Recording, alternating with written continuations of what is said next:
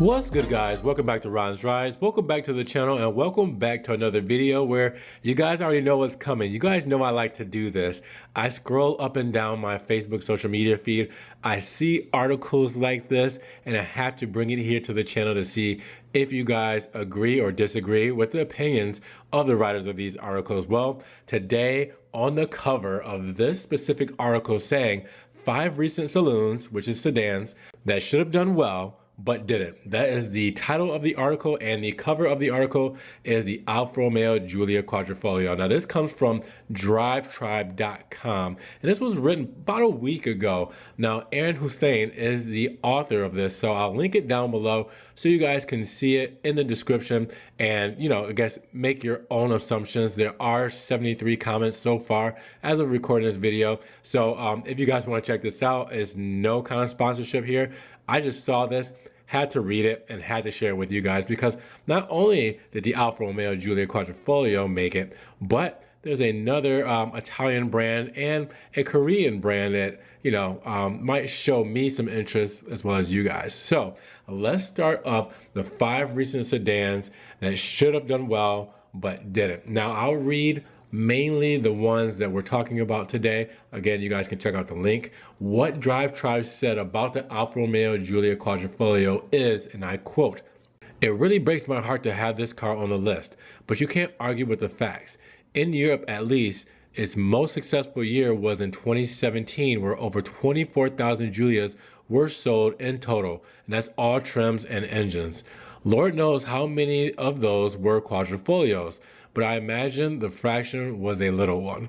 In that same year alone, BMW managed to shift over 129,000 3 Series throughout Europe, and that's considering that the M3 is probably the most favorite sports saloon. I can imagine a good proportion of those found buyers. It becomes evident in practice too. Every day I see many M-Series Beamers and AMG Mercs, but QV Alphas, they are pretty much unicorns as far as I'm concerned.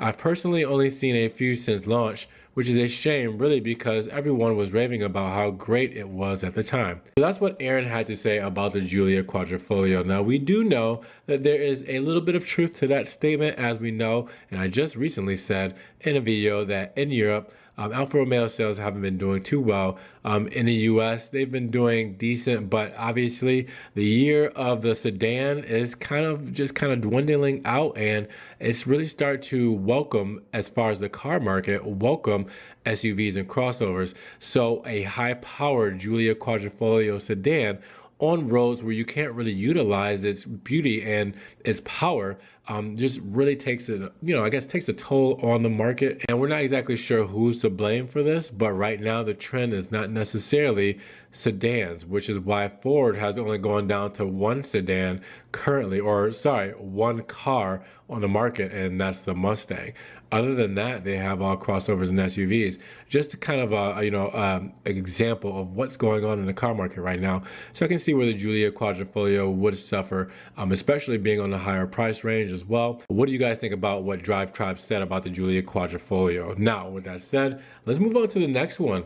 The Maserati Quattroporte GTS. Now this was a restyling done for 2019 where they did just a couple of small things as far as the new front grille. So around the Trident, you have the intakes to feed through. Also the side skirt was changed up a little bit. But other than that, not too much has changed for 2019 when they did the refresh for this Maserati Quattroporte GTS.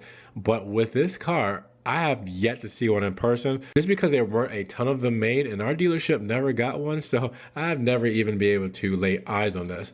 Now what Drive Tribe said, the recipe was there. A large 4-door saloon powered by a 530 bhp V8 made by Ferrari, styling to make your heart melt.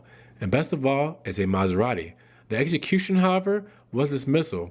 While the diesel and petrol V6 models did okay, the big V8 Quattroporte simply didn't sell. They're so rare, in fact, that Maserati themselves stopped selling it in the UK. The trouble with the big Maser was that there was hardly any exposure of it. Head on to YouTube and reviews by journalists are pretty scarce.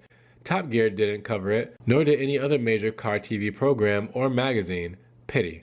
So obviously he did like the Maserati Quattroporte for what it was, but again, like they said, and again, like I said, I've never even seen it, let alone been able to put it on camera for you guys to give you a proper review. And it sounds like nobody else has seen it as well or been able to do the same as well. So no exposure, it could really affect the sales. And with it being such a niche market, having such a big car with a big price and a V8 in it, that's one of those things to where the people who want it or need it are going to get it, but no potential clients really see it, then it's out of sight, out of mind. They'll probably move over to Mercedes or BMW as far as, 7 Series or an S-Class. Then the Korean brand, can you guys only guess which one is on the list? Well, it is none other than the Kia Stinger. The Kia Stinger also made the list as well. Now, this should be interesting because the Kia Stinger, as far as the journalist and overall popularity contest, has won a lot of those contests.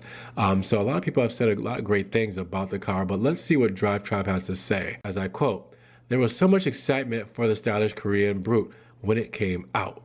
Everyone said it would tremble the Germans with sweaty fear. Sadly, though, it didn't. Despite how good the Stinger is, I still think customers generally have an issue with the badge. I mean, Kias are now fantastically engineered cars which boast great reliability and capability, but it's not the same as having the keys to a Mercedes, is it? I wouldn't mind, but as sales have shown, I'm not too sure a lot of the consumer base do. Also, is it me, or has there been next to no advertising for it?" Now, I can attest for this personally, having a 2019 Kia Stinger GT1. It is a car that a lot of people wouldn't buy because of the badge. And I went from owning a Maserati to a Kia, but at the same time, I like to take chances on cars and think outside of the box, which is why I was one of the first to jump into a Ghibli in 2014, and which is why I jumped into the Kia Stinger. Now, with that said, I think that a lot of this, advertising is word of mouth. I cannot recall how many people have asked me questions about the car and asked me how I like it, telling me they've heard about it or seen them on the road and thought they were absolutely great. That's a fact that Kia has the best warranty in the game, and it's a very capable car, especially when you get the twin turbo V6. I think that this car definitely needs some time to kind of turn over that bias that, Kia isn't that great of a brand, even though they've come out with this in the Telluride. They're really killing it in the game these years. I think they still have a lot to prove. The same with Alfa Romeo in the USA. Comes with that negative stigma of the reliability issues in Italian cars.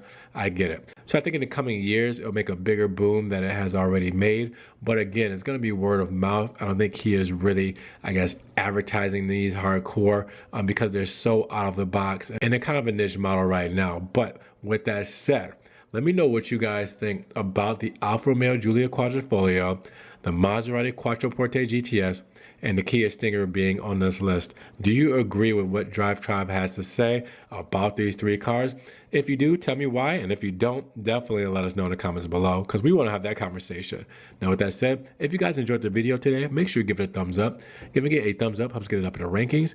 More people can see it, and we can have a bigger discussion on the Maserati Quattroporte GTS, Alfa Romeo Giulia Quadrifoglio, and Kia Stinger being failed sedans. Now, with that said, also check out the links down below where I'll have the link to this article. I have my one-time donation for PayPal in case you guys want to help donate $1 or $2 to the channel. You can also check out my Patreon subscription where you can do that for a monthly subscription, or check out the Ron's Rides merch. We can get Ron's Rides t-shirts, stickers, hoodies, everything like that. Make sure you also check out the social media, Facebook, Snapchat, Instagram. You see everything there first, everything Maserati, Alfa Romeo, Ferrari, and make sure you get to that subscribe button and click that notification bell so you get these videos straight to your inbox. Now, with that said, you guys be blessed. Have a great day. We'll talk to you guys in the next Ron's Rides video.